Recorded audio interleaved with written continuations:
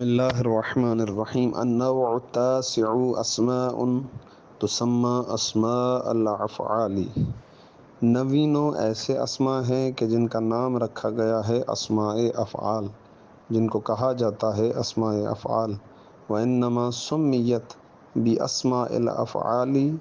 اور فقط موسوم کیا گیا ہے، ان کو نام دیا گیا ہے اسماء افعال کا نام، لینا اس لیے یہ نام دیا گیا ہے کیونکہ بالتحقیق معانیہا افعالون، اس لیے کہ ان اسماء کے معانی افعال ہیں، یعنی ان کے اندر فعل کا معنی ہے، اگرچہ یہ اسم ہے لیکن ان کے اندر معنی فعل ہے، اس لیے ان کو اسماء افعال کا نام دیا گیا ہے۔ وہیہ، اور یہ اسماء افعال تسعۃ نو ہیں، ستۃ منہا موضوعۃ للامر، چھ ان نو میں سے موضوعۃ وضع کیے گئے ہیں، للامر الحاضری امر حاضر کے لیے، وتنصب، اور یہ چھ نصب دیتے ہیں، الاسم اپنے بعد آنے والے اسم کو، علی المفعولیتی مفعولیت کی بنا پر، یعنی ان کے بعد آنے والا اسم مفعول ہوتا ہے۔ احدھا، ان چھ میں سے پہلا، ان چھ میں سے ایک رویدہ، ان چھ میں سے ایک رویدہ ہے، فإنہ، بس بالتحقیق یہ رویدہ موضوع اس کو وضع کیا گیا ہے، لی امہل، امہل کے لیے، یعنی امہل کا معنی اس کے اندر موجود ہے۔ وہ یہ رویدہ یقع واقع ہوتا ہے فی اول الکلامی، کلام کے آغاز اور شروع میں، مثلا رویدہ زیدن، مہلت دو زید کو، اے امہل زیدن، یعنی زید کو مہلت دو۔ وثانیہا، اور ان چھ میں سے دوسرا بلہا، چھ میں سے دوسرا بلہا ہے، فإنہ، بس بالتحقیق یہ بلہا موضوع لی دع، اس کو وضع کیا گیا ہے دع کا معنی دینے کے لیے، دع ودع یدع سے امر ہے، یعنی چھوڑ دینے کے معنی میں، چھوڑ دو زید کو۔ مثل بلہا زیدن ای دع زیدن، جیسے کہ بلہا زیدن، چھوڑ دو زید کو۔ او ثالثھا، اور وثالثھا، اور ان چھ میں سے تیسرا دونکا، لفظ دونکا ہے، فإنہ، بس بالتحقیق دونکا موضوع وضع کیا گیا ہے لی خذ، خذ کے معنی کے لیے، خذ یعنی پکڑ لو، تھام لو، مثلا دونک زیدن، تھام لو زید کو، پکڑ لو زید کو، اے خذ زیدن، یعنی پکڑ لو زید کو۔ ورابعھا، اور ان چھ میں سے چوتھا علیکا، لفظ علیکا ہے، فإنہ موضوع، یہ علیکا وضع کیا گیا ہے لے الزم، یا لے الزم، وضع کیا گیا ہے یہ علیکا الزم کا معنی دینے کے لیے، یا الزم کا معنی دینے کے لیے، یعنی لازم قرار دو۔ مثل علیک زیدن، زید تمہارے لیے ضروری ہے، زید تمہارے لیے لازمی ہے، اے الزم زیدن، لازم قرار دو تم زید کو۔ وخامسھا، اور ان میں سے پانچواں، چھ میں سے پانچواں حی حل، حی حل کا لفظ ہے، فإنہ موضوع لإیتی، یہ حی حل بالتحقیق یہ وضع کیا گیا ہے ایتی کا معنی دینے کے لیے، عطا یاتی میں سے فعل امر ہے یہ ایتی، یعنی لے آؤ۔ مثل حی، حی حل الصلاۃ، حی حل الصلاۃ، یعنی نماز کو انجام دو، اے ایت الصلاۃ، نماز کو لے آؤ، یعنی نماز کو انجام دو۔ وسادسھا، اور ان میں سے چھٹا جو ہے ہا، ہا اور الف کے ساتھ ہا، فإنہ، بس بالتحقیق یہ ہا خذ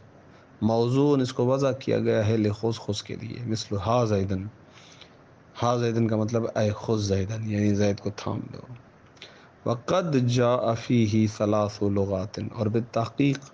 جاء آئی ہیں فیہ، اس ہا کے سلسلے میں، ثلاث لغات،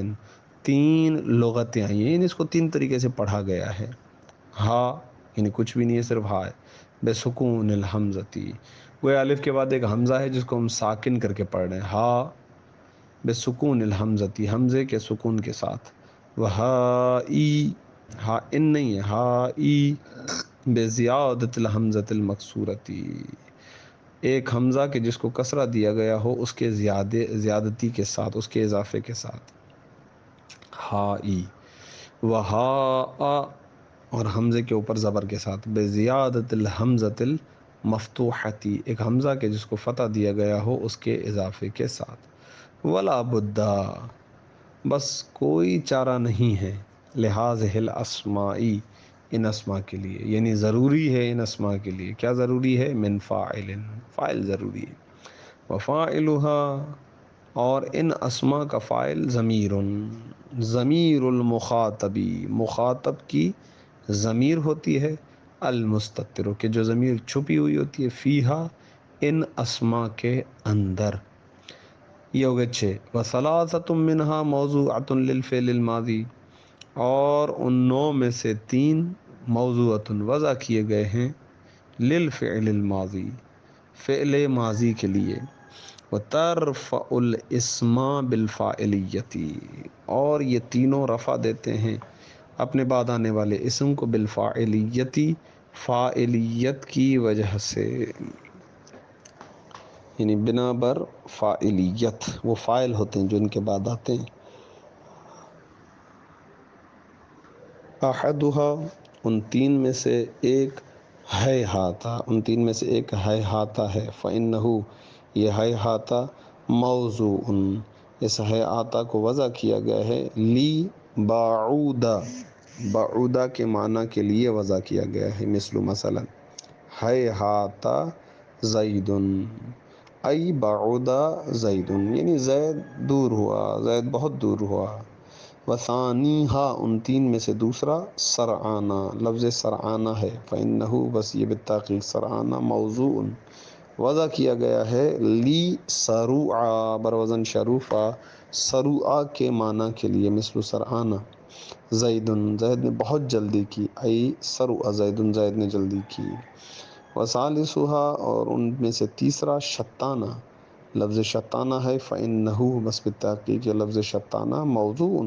اس کو وضع کیا گیا ہے، لی افترقہ، افترقہ کے معنی کے لیے، یعنی افترقہ کے لیے یعنی جدا ہونے کے لیے، افترقہ کا مطلب ہے جدا ہوا، مثلا مثال دیتے شتان زید و عمر، زید اور عمر مفترق ہوئے، جدا ہوئے، ای افترق زید و عمر، زید اور عمر جدا ہوئے۔ وصلی اللہ علی محمد وآلہ الطیبین الطاہرین۔ الحمدللہ نوع تاسع کا ترجمہ مکمل ہوا ہے۔